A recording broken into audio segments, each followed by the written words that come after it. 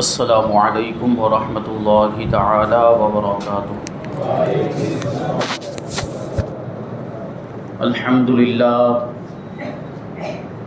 للہ رب العالمین والعاقبۃ للمتقین والصلاة والسلام علی سید الانبیاء والمرسلین وعلی آلہ واصحابہ اجمعین، اما بعد فاعوذ باللہ من الشیطان الرجیم، بسم اللہ الرحمن الرحیم۔ یا ایہا الذین آمنوا اتقوا اللہ وابتغوا الیہ الوسیلہ وجاہدوا فی سبیلہ لعلکم تفلحون۔ صدق اللہ مولانا العظیم وصدق رسولہ النبی الامین المتین الکریم، ونحن على ذلك لمن الشاهدين والشاكرين والذاكرين والحامدين والحمد للہ رب العالمین۔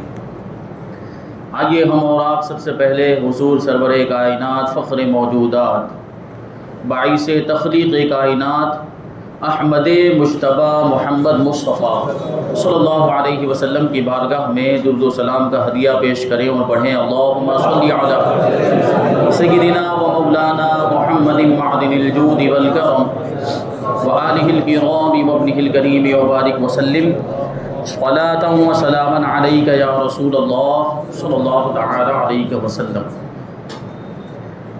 عزیزان ملت اسلامیہ،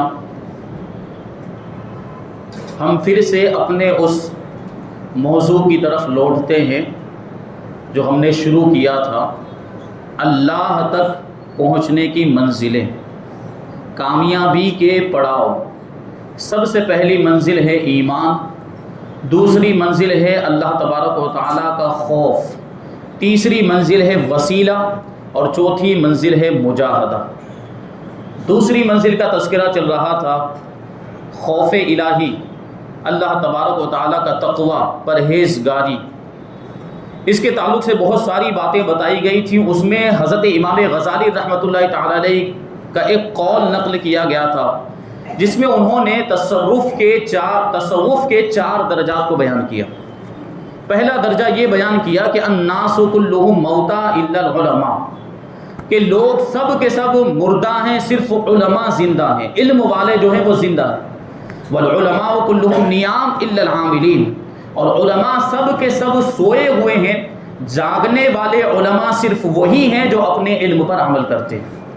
والعاملون کلہم فی خسران الا المخلصین، اور عمل کرنے والے سب کے سب گھاٹے اور نقصان اور خسارے میں ہیں، صرف وہی عمل کرنے والے گھاٹے میں نہیں ہیں جو اخلاص کے ساتھ عمل کرتے ہیں، خلوص و للہیت کے ساتھ سچے دل سے عمل کرتے ہیں۔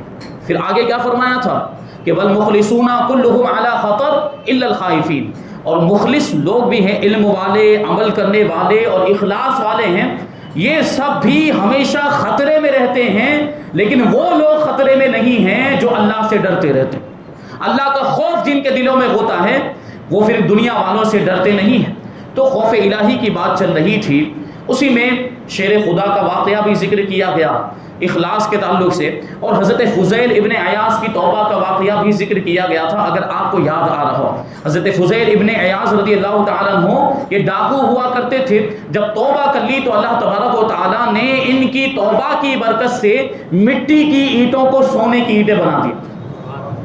یہ ایسے ایسے بزرگان دین گزرے ہیں کہ جن کے دل میں جو خوف الہی تھا وہ بے مثل و بے مثال تھا۔ خوف الہی کے اندر اپنی مثال آپ تھے۔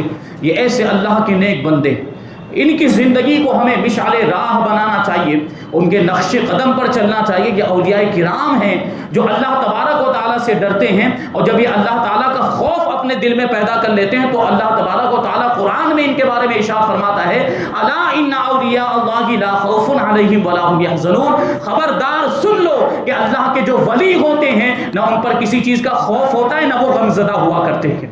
یہ اللہ والوں کی شان ہوا کرتی ہے۔ ایک مرتبہ کیا ہوا، خلیفہ بغداد ہارون رشید کا ایک شہزادہ تھا جو نیک لوگوں میں سے تھا، بڑا متقی پرہیزگار صالح انسان تھا۔ ایک مرتبہ دربار کے جشن میں، محل میں ایک جشن ہو رہا تھا، شاہی جشن، اس میں کسی نے قرآن کی ایک آیت پڑھی جس میں خوف الہی کا تذکرہ تھا، تو وہ متقی پرہیزگار تو تھا ہی، آیت کریمہ سنتے ہی ہارون رشید کا وہ بیٹا تھر تھر کانپنے لگ گیا اور اس کے سینے میں دل پاش پاش ہو گیا، اور اسی خوف کی وجہ سے فوراً اسی وقت اس نے دربار شاہی کو چھوڑ دیا، ایک زنبیل لی، ایک قرآن مجید کا نسخہ لیا اور دربار شاہی کو خیرآباد کہتے ہوئے وہ ایک گاؤں میں چلا گیا، ایک گمنام گاؤں میں جا کر، ایک ویران کھنڈر میں جا کر رہنے لگا۔ اب وہاں پر رہتے ہوئے اس کا معمول یہ تھا کہ ہفتے میں ایک مرتبہ وہ اس کھنڈر سے باہر نکلتا تھا اور مزدوری کا کام کیا کرتا تھا، معماروں کے ساتھ جاتا، جو کڑیے ہوتے تھے، جو بلڈنگ اور عمارتیں بنانے کا کام کیا کرتے، مٹی گارے کا کام کیا کرتے، ان کے ساتھ وہ نوجوان جاتا تھا اور یہ معمار کا کام کرتا، مزدوری کرتا تھا، ہفتے میں ایک دن یہ کام کرتا اور پورے ہفتے کے لیے کھانے پینے کا انتظام کر لیتا، پھر پورا ہفتے وہ اسی کھنڈر میں رہ کر اللہ تبارک و تعالیٰ کی عبادت کرتا رہتا اور راتوں کو سجدے میں سر رکھ کر اللہ تبارک و تعالیٰ کے خوف سے رویا کرتا تھا۔ اس شہزادے کا عالم آپ غور کریں کہ بادشاہ کے خاندان میں پیدا ہوا، اس کا جو باپ ہے وہ بغداد کا خلیفہ، مال و دولت کی کوئی کمی نہیں، آرام اور عیش کا سارا سامان موجود، دنیا کی ساری نعمتیں، کسی چیز کی کمی نہیں تھی، لیکن اللہ تبارک و تعالیٰ نے اپنے فضل و کرم سے اس کے دل میں اپنا خوف پیدا کیا تھا، اور جس کے دل میں خدا کا خوف ہوتا ہے پھر وہ دنیا کے مال و دولت سے اور دنیا کی نعمتوں سے بے نیاز ہو جاتا ہے، وہ خدا کی یاد میں مشغول ہو جایا کرتا ہے۔ اب ایک بار کیا ہوا، ابو عامر نام کا ایک شخص بغداد کے بازار میں آیا، وہ بازار میں آیا معمار کو تلاش کرنے کے لیے، اسے عمارت تعمیر کروانی تھی، تو مزدوروں کے اندر جا کر اس نے جب تلاش کیا تو کیا دیکھتا ہے کہ مزدوروں کے جھرمٹ میں ایک خوبصورت نوجوان ہے، نورانی شکل والا، جو قرآن کی تلاوت کر رہا ہے۔ تو ابو عامر نے اسے کہا کہ کیا تم میرا کام کرو گے، مجھے عمارت بنوانی ہے، کیا تم میرے ساتھ چلو گے؟ نوجوان نے کیا جواب دیا؟ وہ نوجوان جواب دیتا ہے کہ میں کام کرنے کے لیے تیار ہوں، لیکن میری شرط یہ ہے کہ نماز کے وقت میں کام کو چھوڑ دوں گا، نماز کے وقت کام نہیں کروں گا۔ ہم اور آپ بھی تو کام کرتے ہیں، ہم اور آپ بھی تو ملازمت کرتے ہیں، ہم اور آپ بھی تو نوکریاں کرتے ہیں، مزدوری کرتے ہیں، لیکن کیا کبھی ہم اس طرح کی شرطیں رکھتے ہیں کہ ہاں میں آپ کا کام کرنے کے لیے تیار ہوں، آپ کے یہاں ملازمت کرنے کے لیے تیار ہوں، جاب کرنے کے لیے تیار ہوں، لیکن میری شرط یہ رہے گی کہ مجھے نماز پڑھنے کا موقع ملنا چاہیے؟ کیا کبھی ہم ایسی شرطیں رکھتے ہیں؟ ہم جاب اور نوکری کے لیے نماز کو تو چھوڑ دیا کرتے ہیں، لیکن نماز کے لیے نوکری کو چھوڑنے کے لیے تیار نہیں ہوتے۔ یہ ہمارے آپ کے معاملات، جبکہ ہمارے بزرگان دین، وہ نوجوان دیکھیں اللہ کا کتنا نیک بندہ، وہ شرط لگاتا ہے میری شرط یہ ہے کہ نماز کا جب وقت آئے گا تو میں کام نہیں کروں گا، اور دوسری شرط یہ کہ ہفتے میں ایک ہی دن کام کروں گا، پورا ہفتہ کام نہیں کروں گا۔ اب وہ عامر راضی ہو گیا اور اس کو لے کر اپنے گھر گیا اور دیوار بنانے کے لیے اس کو کہا یہ جو دیوار ہے اس کو تمہیں تعمیر کرنا۔ اب نوجوان بڑی دل جمعی کے ساتھ دل لگا کر کام کرنے لگ گیا، اور ایک دن میں اس نے اتنا تعمیر کر دیا جتنا دوسرے جو مزدور اور معمار تھے وہ پورے ہفتے میں تعمیر کیا کرتے تھے، اس نے ایک ہی دن میں اتنا تعمیر کر دیا۔ اب وہ عامر بھی بڑا خوش ہوا کہ بڑا محنتی نوجوان ہے اور بڑا اپنی جو ہے کہ بات کا پکا لگتا ہے۔ اس نے کہا تھا کہ ایک ہی دن کام کروں گا، اور ایک ہی دن میں پورے 7 دن کا اس نے کام کر دیا۔ بہرحال شام کے وقت ابو عامر نے اس کو اس کی مزدوری دے دی، نوجوان کو اس کی اجرت دے دی اور روانہ کر دیا، لیکن ابو عامر نے دل میں سوچ لیا تھا، اس نے یہ طے کر لیا تھا کہ 8ویں دن اسی نوجوان کو لے کر آؤں گا تعمیر کے لیے۔ کڑیا معمار جو ہوتا ہے نا، کڑیا جس کو ہم کہتے ہیں، یہ مزدوری کروانے کے لیے، یہ کڑیا کام کروانے کے لیے، میں تعمیر کے کام کے لیے آئندہ 8ویں دن اسی نوجوان کو لے کر آؤں گا۔ لیکن پھر کیا ہوا، جب 8واں دن آیا تو ابو عامر پھر بازار میں پہنچا، معماروں کے بازار میں پہنچا اور نوجوان کو تلاش کیا تو نوجوان نہیں ملا۔ لوگوں سے پوچھا، دوسرے جو معمار تھے وہاں پہ کڑیے، ان سے پوچھا کہ وہ نوجوان کہاں گیا، تو پتا چلا کہ وہ نوجوان تو فلاں ویران کھنڈر کے اندر بیمار پڑا ہوا ہے۔ اب ابو عامر وہاں پر پہنچا سنسان کھنڈر میں، تو کیا دیکھا کہ وہ نوجوان زمین پر پڑا ہوا ہے اور کچی اینٹ کا تکیہ بنائے ہوئے نزا کی حالت میں ہے، اس کا آخری وقت چل رہا ہے، عنقریب اس کی روح پرواز کرنے والی ہے، اس کا انتقال ہونے والا ہے۔ تو ابو عامر نے پہلے سلام کیا، پھر اس نوجوان کے سر کو اٹھا کر اپنی گود میں رکھ لیا، تو وہ جو نوجوان تھا اس نے اپنی آنکھوں کو کھولا اور کھولنے کے بعد اس کو منع کیا کہ میرے سر کو اپنی گود میں مت رکھو، بلکہ میرے سر کو اسی کچی اینٹ پر رہنے دو، میری اوقات ساتھ ہی یہی ہے، اللہ تبارک و تعالیٰ کی بارگاہ میں میری کوئی حیثیت نہیں ہے، میرے سر کو اس کچی اینٹ پر رہنے دیا جائے۔ اور روتے ہوئے اس نے 2 شعر پڑھے تھے عربی میں، وہ شعر یہ تھے، یا صاحبی لا تغترر بتنعم فالعمر ينفد والنعیم یزول۔ اس نے پہلا شعر یہ پڑھا، اس کا معنی یہ تھا کہ اے میرے ساتھی، یہ نعمتوں پر تم ان نعمتوں سے دھوکہ مت کھا جانا، دنیا کے مال و دولت سے، دنیا کی چیزوں سے دھوکہ مت کھا جانا، کیونکہ یہ زندگی ایک نہ ایک دن ختم ہو جاتی ہے، اور یہ نعمتیں بھی زائل ہو جایا کرتی ہیں، یہ سب ختم، یہ انسان مر جائے گا تو دنیا کا مال و دولت اس کے ساتھ نہیں جائے گا، اور زندگی بھی ایک نہ ایک دن ختم ہونی ہے، ہر انسان کو موت آنی ہے۔ وَإِذَا حَمَلْتَ إِلَى الْقُبُورِ جَنَازَةً فَإِنَّكَ بَعْدَهَا مَحْمُولٌ فَعَلَمْ بِأَنَّكَ بَعْدَهَا مَحْمُولٌ۔ دوسرا شعر یہ تھا کہ اگر تم کسی جنازے کو قبرستان میں اٹھا کر لے جاؤ تو اس بات کا یقین کر لو کہ اس جنازے کے بعد ایک نہ ایک دن تم کو بھی اسی طریقے سے اٹھا کر قبرستان لے جایا جائے گا۔ یہ بات ذہن میں رہنی چاہیے۔ وہ جو نوجوان تھا وہ دنیا کی حقیقت کو سمجھ گیا تھا کہ دنیا کوئی حیثیت نہیں رکھتی ہے، دنیا 4 دن کی ہے، یہ دنیا فنا ہو جائے گی، دنیا کی ساری نعمتیں بھی ختم ہو جائے گی، یہ مال و دولت بھی یہیں کا یہیں رہ جائے گا، اگر کچھ کام آئے گا تو اعمال اگر اچھے کیے ہوں گے تو وہ کام آئیں گے۔ یہ نوجوان نے نصیحت کی، پھر کہا کہ اچھا ہوا تم اس وقت آ گئے، یہ وقت جو ہے کہ مجھے تم کو کچھ وصیت کرنی ہے، سن لو کہ جب میرا انتقال ہو جائے تو مجھے سنت کے مطابق غسل دینا، اور میرے پرانے کپڑوں میں ہی مجھے کفن دینا، کفن پہنا کر قبرستان کے اندر مجھے دفن کر دینا، اور مجھے دفن کرنے کے بعد میری جو یہ زنبیل ہے، جو زنبیل وہ دربار شاہی سے لے کر نکلا تھا، صرف ایک تھیلا لے کر نکلا تھا اور قرآن مجید کا ایک نسخہ لے کر نکلا تھا، تو نوجوان اس کے بارے میں وصیت کرتا ہے کہ جب میرا انتقال ہو جائے تو میرا یہ تہبند اور میری یہ جو زنبیل جو تھیلا ہے یہ گورکن کو دے دینا، قبر کھودنے والے کو دے دینا، اور پھر اس کے بعد کیا کرنا، اس کے بعد یہ کرنا کہ میری یہ انگوٹھی اور میرا یہ قرآن مجید کا جو نسخہ ہے اسے لے جانا، اور لے کر جو خلیفہ بغداد ہے ہارون رشید کے پاس جانا، اور جانے کے بعد سلام عرض کرنے کے بعد میرا یہ پیغام پہنچا دینا، امیر المؤمنین اور خلیفہ بغداد کی بارگاہ میں عرض کرنا،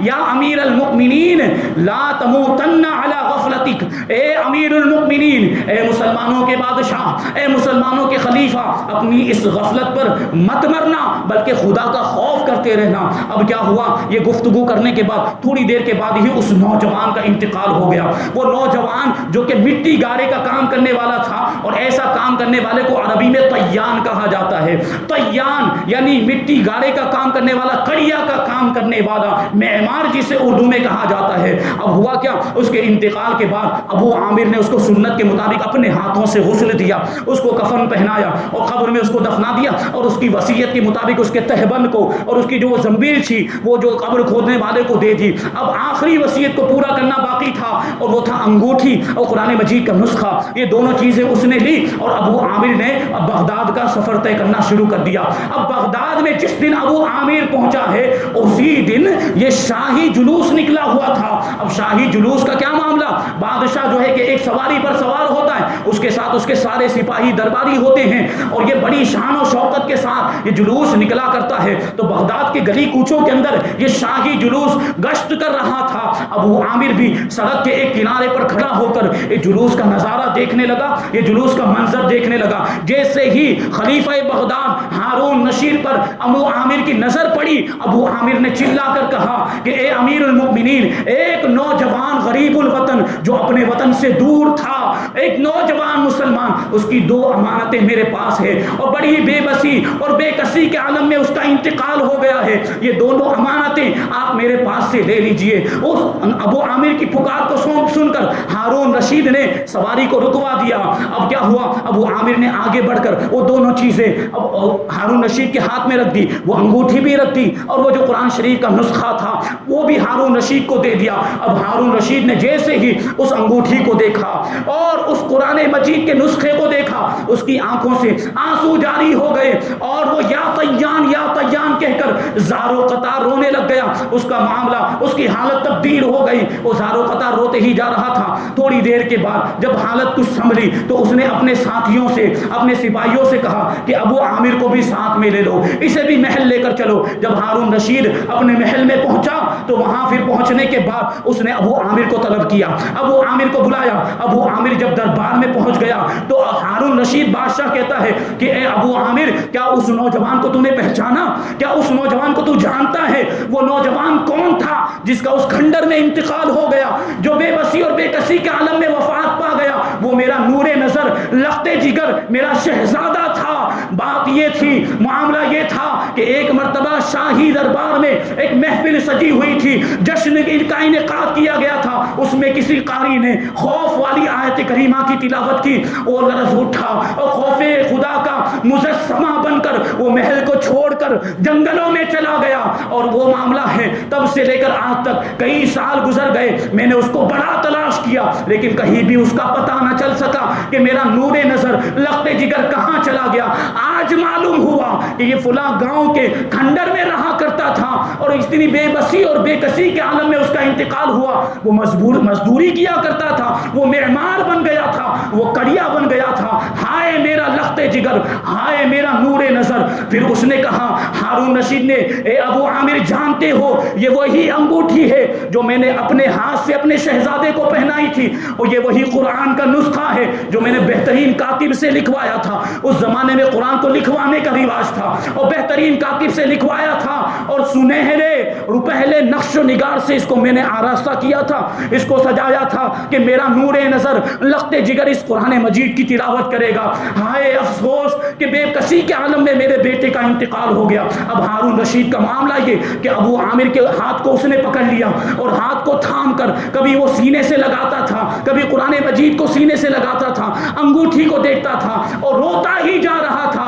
روتے روتے ہارون رشید نڈھال ہو گیا۔ عزیزان ملت اسلامیہ، غور کرنے کا مقام ہے کہ ایک وہ نوجوان جو بادشاہ کے خاندان میں پیدا ہوا تھا لیکن اس نے ساری بادشاہی نعمتوں کو ٹھوکر مار دی اور بادشاہی زندگی کو ٹھوکر مار کر جو بے کسی اور بے بسی والی زندگی اور مزدوری کر کے زندگی گزارنا گوارا کیا، کیونکہ اس کے دل میں خدا کا خوف پیدا ہو گیا تھا۔ بادشاہ کے دربار پر سجنے والے دسترخوان پر قیمتی اور قسم قسم کے کھانوں اور اچھی اچھی چیزوں کو اس نے ٹھوکر مار دی، ساری چیزوں سے اس نے منہ موڑ لیا۔ ایسے لذیذ کھانوں کو چھوڑ کر وہ مزدوری کے ذریعے سے سوکھی روٹی کے ٹکڑے کھانے پر راضی ہو گیا۔ اس کی وجہ صرف یہی تھی کہ اس کے دل میں خدا کا خوف پیدا ہو گیا تھا، اور جس کے دل میں خدا کا خوف پیدا ہو جاتا ہے پھر دنیا اس کی نظروں میں کوئی حیثیت نہیں رکھتی ہے۔ اس کی نظروں میں اگر کوئی چیز اہمیت رکھتی ہے تو وہ خدا کی رضا ہوا کرتی ہے، اللہ تبارک و تعالیٰ کی خوشنودی ہوا کرتی ہے، پھر ہمیشہ ہر وقت وہ اللہ کو راضی کرنے میں لگا رہتا ہے۔ یہ اللہ والوں کی شان۔ ایسے ایسے اللہ کے نیک بندے گزرے ہیں اور ایسا خوف خدا ان کے دلوں میں ہوا کرتا تھا۔ یہ بات ہوئی خوف خدا کی۔ اب ہم تیسری منزل کی طرف آتے ہیں۔ تیسری منزل ہے وسیلہ۔ اللہ تبارک و تعالیٰ نے وسیلے کے بارے میں قرآن مجید کے اندر ارشاد فرمایا، وَابْتَغُوا إِلَيْهِ الْوَسِيلَةَ، اور اللہ تک پہنچنے کے لیے وسیلہ تلاش کرو۔ یہ جو دنیا ہے اس کا ایک نام ہے عالم اسباب، یعنی اسباب کی دنیا۔ اب وسیلے کی بات آ گئی تو اس کی کچھ تفصیل بھی سماعت کریں۔ عالم اسباب کا مطلب ہوتا ہے کہ دنیا کا کوئی بھی کام بغیر کسی وسیلے، بغیر کسی ذریعے اور بغیر کسی سبب کے وجود میں نہیں آتا۔ دنیا کے ہر کام کے لیے کوئی نہ کوئی وسیلہ، کوئی سبب اور کوئی ذریعہ چاہیے، تبھی یہ جو ہے کہ کام وجود میں آتا ہے۔ ہم دیکھیں کہ اللہ تبارک و تعالیٰ قادر مطلق ہے۔ اللہ تبارک و تعالیٰ قادر مطلق ہے۔ اللہ تبارک و تعالیٰ اس بات پر قادر ہے کہ ہمیں بغیر کسی محنت و مشقت کے ہمارے گھروں میں کھانا پہنچا دے، رزق پہنچا دے، ہمیں محنت کرنے کی بھی ضرورت نہ پڑے، ہمیں کمانے کی بھی ضرورت نہ پڑے۔ کیا اللہ تبارک و تعالیٰ اس پر قادر ہے کہ نہیں قادر کہ ہمارے گھروں میں ڈائریکٹ آسمان سے کھانا اتر جائے؟ کیا بنی اسرائیل پر اللہ تبارک و تعالیٰ نے منہ و سلوہ نہیں اتارا تھا؟ 40 سال تک بنی اسرائیل منہ و سلوہ کھاتے رہے، ان پر منہ و سلوہ اترتا رہا۔ یہ شہد کی طرح ایک حلوہ ہوا کرتا تھا اور بھنی ہوئی بٹیر ہوا کرتی تھی، فری میں ان کو مل جاتا تھا، مفت میں مل جاتا تھا، جس کے لیے ان کو کوئی محنت نہیں کرنی پڑتی تھی۔ 40 سال تک یہ رزق اللہ تبارک و تعالیٰ نے بنی اسرائیل کو عطا فرمایا. اللہ تبارک و تعالیٰ اس پر قادر ہے. ایک مرتبہ حضرت عیسیٰ علیہ السلام نے اللہ تبارک و تعالیٰ کی بارگاہ میں دعا کی تھی, ربنا انزل علینا مائدۃ من السماء, اے ہمارے پروردگار تو ہم پر آسمان سے دسترخوان نازل فرما. حضرت عیسیٰ علیہ السلام کی دعا پر اللہ تبارک و تعالیٰ نے آسمان سے دسترخوان نازل کیا, جس میں روٹیاں بھی تھی, جس میں مچھلی بھی تھی. حضرت عیسیٰ علیہ السلام اور آپ کی امت نے ان روٹیوں کو کھایا اور اس مچھلیوں کو بھی کھایا. اس کے لیے ان کو کوئی محنت کرنے کی ضرورت نہیں پڑی, آسمان سے یہ دسترخوان نازل ہوا. یہ اللہ تبارک و تعالیٰ کی قدرت ہے. اللہ قادر مطلق ہے, وہ چاہے تو آسمان سے روزی نازل فرما دے, لیکن اس کی عادت نہیں ہے. نظام قدرت یہ ہے کہ یہ دنیا عالم اسباب ہے. دنیا کا کوئی بھی کام بغیر وسیلے کے, بغیر کسی ذریعے کے, بغیر کسی سبب کے وجود میں نہیں آتا. اسی لیے تو اللہ تبارک و تعالیٰ نے ارشاد فرمایا, انا صببنا الماء صبا ثم شققنا الارض شقا فلينظر الانسان الى طعامه انا صببنا الماء صبا ثم شققنا الارض شقا فانبتنا فيها حبا وعنبا وخضرا وزيتونا ونخلا وحدائق غلبا وفاكهة وابا متاعا لكم ولانعامكم. انسان کو, آدمی کو اپنے کھانے کو دیکھنا چاہیے کہ کھانے کو اللہ تبارک و تعالیٰ نے کس طریقے سے پیدا کیا. اللہ تعالیٰ ارشاد فرماتا ہے کہ ہم نے اچھی طرح بارش نازل فرمائی, پھر زمین کو خوب چیر دیا, پھر اس زمین میں ہم نے اگایا, اناج کو اگایا. پھر کیا فرماتا ہے اللہ تبارک و تعالیٰ, حبا وعنبا, انگور کو اگایا, چارے کو اگایا, زیتون کو اگایا, کھجور کو اگایا. یہ باغیچے جو گھنے گھنے باغیچے ہیں یہ اللہ تبارک و تعالیٰ نے زمین سے اگائے. اور پھر کیا فرماتا ہے اللہ تبارک و تعالیٰ, وفاکہۃ وابا, یہ میوے اور پھل بھی اللہ تبارک و تعالیٰ نے زمین سے اگائے.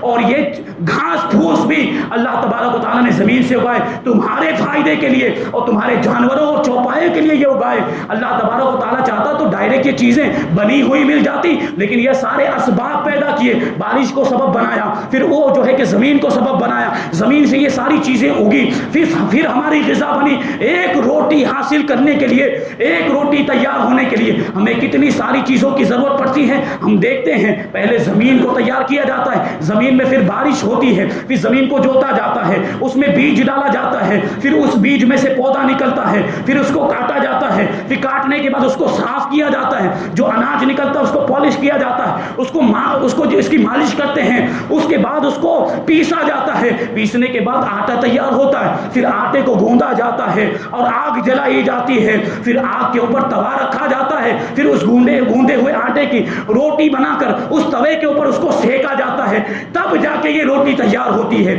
ایک روٹی بنانے کے لیے ہمیں کتنے سارے اسباب کی ضرورت ہے. بارش کی بھی ضرورت ہے, بارش بھی اس کے لیے وسیلہ بنتی ہے, یہ ہل اور بیل بھی اس کے لیے وسیلہ بنتے ہیں, یہ ہنسیا جس سے وہ کھیتی کو کاٹا جاتا ہے یہ بھی ایک وسیلہ ہے, آگ بھی ایک وسیلہ ہے, پیسنے والی مشین بھی ایک وسیلہ ہے, ہمارے ہاتھ بھی اس کے لیے وسیلہ ہے. ایک روٹی تیار کرنے کے لیے اتنے اسباب کی ضرورت پڑتی ہے. اور لیکن جب روٹی تیار ہو گئی تو پھر ایسا نہیں کہ اب روٹی بن گئی کام ہو گیا, اس کے بعد بھی ابھی کام پورا نہیں ہوتا.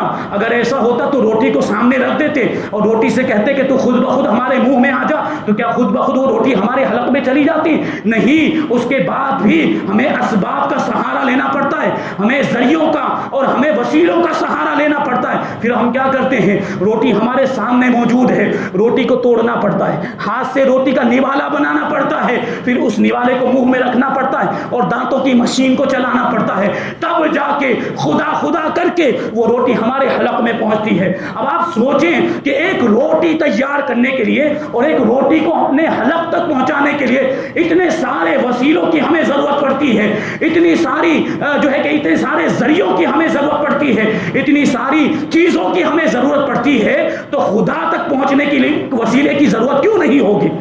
ضرور ہوگی. جب دنیا عالم اسباب ہے, دنیا میں کوئی بھی کام بغیر وسیلے کے, بغیر کسی سبب کے وجود میں نہیں آتا, تو بندہ اور انسان اللہ تبارک و تعالیٰ تک بغیر کسی وسیلے کے کیسے پہنچ سکتا ہے؟ اللہ تک پہنچنے کے لیے بھی وسیلہ ضروری ہے, یقیناً ضروری ہے. ہمارے مفتی اعظم ہند فرماتے ہیں, وصل مولا چاہتے ہو تو وسیلہ ڈھونڈ لو. وصل مولا چاہتے ہو یعنی اللہ تک پہنچنا چاہتے ہو تو وسیلہ ڈھونڈ لو, بے وسیلہ نجدیو ہرگز خدا ملتا نہیں. اب سوال یہ پیدا ہوتا ہے کہ وسیلہ کس کو بنایا جائے, اللہ تعالیٰ تک پہنچنے کا وسیلہ کس کو بنایا جائے؟ تو ہم سمجھیں, دنیاوی معاملات پر غور و فکر کریں تو ہمیں اس کا اندازہ خود بخود ہو جائے گا۔ مثال کے طور پر اگر ہمیں بمبئی جانا ہو اور اس سے پہلے ہم بمبئی نہیں گئے، بمبئی کی کوئی جانکاری نہیں اور سفر کی بھی کوئی جانکاری نہیں، تو ہم کیا کرتے ہیں؟ ہم اس کے پاس جاتے ہیں جو بمبئی پہنچ چکا ہے، جو بمبئی جا چکا ہے، اور اس سے ہم پوچھتے ہیں کہ بمبئی کیسے جانا ہے، بمبئی کا سفر کیسے طے کرنا ہے اور سفر کا طریقہ کیا ہوگا۔ کیونکہ ہم جانتے ہیں کہ وہ بمبئی جا چکا ہے، وہ بمبئی پہنچ چکا ہے، اس لیے ہم اس کے پاس جاتے ہیں۔ گویا کہ بمبئی پہنچنے کے لیے ہم اس کو وسیلہ بناتے ہیں جو بمبئی پہنچ چکا ہے۔ تو کیا پتا چلا، اللہ تک اگر ہمیں پہنچنا ہے تو ان لوگوں کو وسیلہ بنانا پڑے گا جو اللہ تک پہنچ چکے ہیں۔ اور کون اللہ تک پہنچے؟ اللہ کے نیک بندے۔ یہ 4 گروہ ہیں جن کے بارے میں اللہ تبارک و تعالیٰ نے قرآن مجید کے اندر ارشاد فرمایا، فَأُولَٰئِكَ الَّذِينَ أَنْعَمَ اللَّهُ عَلَيْهِمْ مِنَ النَّبِيِّينَ وَالصِّدِّيقِينَ وَالشُّهَدَاءِ وَالصَّالِحِينَ وَحَسُنَ أُولَٰئِكَ رَفِيقًا، کہ یہی وہ لوگ ہیں جن پر اللہ تبارک و تعالیٰ نے اپنا انعام فرمایا۔ ان میں سے پہلا گروہ نبیوں کا گروہ ہے، دوسرا گروہ صدیقین کا ہے، تیسرا جو گروہ ہے وہ صالحین کا، اللہ کے نیک بندوں کا، اولیاء کرام کا گروہ ہے، اور چوتھا جو گروہ ہے وہ شہداء کا گروہ ہے۔ یعنی اگر ہم اللہ تک پہنچنا چاہتے ہیں تو ان لوگوں کے دامن کو تھامنا پڑے گا۔ یہی وہ لوگ ہیں جو انسانوں کو اور اللہ کے بندوں کو اللہ تک پہنچا دیا کرتے ہیں۔ تو وسیلہ اس اعتبار سے ضروری ہے۔ اگر ہم دوسرے منزلے پر جانا چاہیں تو کیا بغیر سیڑھی کے سہارے ہم جا سکتے ہیں؟ آج تک تو لفٹ وغیرہ بھی نکل چکی، لیکن لفٹ کا بھی تو سہارا لینا پڑتا ہے نا۔ ڈائریکٹ آدمی دوسرے منزلے پر نہیں پہنچ سکتا، اس کو سیڑھی کو وسیلہ بنانا پڑتا ہے یا لفٹ کو وسیلہ بنانا پڑتا ہے۔ اللہ تبارک و تعالیٰ کی بارگاہ بھی کتنی بلند و بالا ہے، اس کی بارگاہ تک پہنچنے کے لیے ان لوگوں کو وسیلہ بنانا پڑے گا جو اللہ کے مقرب ہیں، جو اللہ کے نزدیکی ہیں، جو اللہ کی بارگاہ میں پہنچے ہوئے ہیں، جن کو اللہ کی معرفت حاصل ہے، جو اللہ کے نیک بندے ہیں، جو محبوبان بارگاہ ہیں، ان کو اللہ کی بارگاہ کا وسیلہ بنائیں۔ ہماری کوئی اوقات نہیں، ہم بہت بڑے گنہگار ہیں، سر سے لے کر پاؤں تک گناہوں میں مبتلا رہتے ہیں، ہم ڈائریکٹ اللہ کی بارگاہ میں پہنچ جائیں یہ نہیں ہو سکتا۔ ہم بہت گندے، ہم ناپاک انسان ہیں۔ ہمیں اگر اللہ تک پہنچنا ہے تو پاک لوگوں کا سہارا لینا پڑے گا، نیک لوگوں کا سہارا لینا پڑے گا، کیونکہ یہ اللہ کے مقبول بندے ہیں، اللہ کی بارگاہ میں ان کی چلتی ہے، اللہ کی بارگاہ میں یہ دعائیں کرتے ہیں، اللہ کی بارگاہ میں عریضیں رکھتے ہیں، تو اللہ تبارک و تعالیٰ ان کی دعاؤں کو قبول فرما دیا کرتا ہے۔ اسی وجہ سے اہل سنت و جماعت کا یہ مذہب، یہ موقف ہے اور یہ عقیدہ ہے کہ اولیاء کرام جو ہوتے ہیں، اللہ کے نیک بندے اور یہ انبیاء کرام، شہداء اور صدیقین، یہ اللہ تک پہنچنے کا وسیلہ ہوا کرتے ہیں، اور ہم ان کو وسیلہ بناتے ہیں، ہم ان کو وسیلہ مانتے ہیں، کیونکہ اللہ تبارک و تعالیٰ نے خود قرآن مجید کے اندر حکم دیا، وَابْتَغُوا إِلَيْهِ الْوَسِيلَةَ، اللہ تک پہنچنے کے لیے وسیلہ تلاش کرو، کسی کو بھی وسیلہ بناؤ۔ تو یہ انبیاء کرام اور اولیاء کرام اللہ تک پہنچنے کا وسیلہ ہوا کرتے ہیں۔ یہ وسیلے کے بارے میں ابھی انشاءاللہ تبارک و تعالیٰ اور گفتگو آگے کی جائے گی، اور پھر آخری منزل جو ہے اللہ کی راہ میں مجاہدہ کرنا، انشاءاللہ تبارک و تعالیٰ اس کے تعلق سے بھی کچھ باتیں آئندہ ہفتے بیان کی جائیں گی۔ اللہ تبارک و تعالیٰ کی بارگاہ میں دعا ہے کہ جو کچھ بھی بیان ہوا اس پر ہم سب کو عمل کرنے کی توفیق عطا فرمائے۔ عقائد اہل سنت و جماعت، مذہب اہل سنت و جماعت پر ہم سب کو قائم و دائم رکھے اور اسی پر ہم سب کا خاتمہ فرمائے۔ وما علینا الا البلاغ۔ السلام علیکم۔ اب سنت ادا کر لیں۔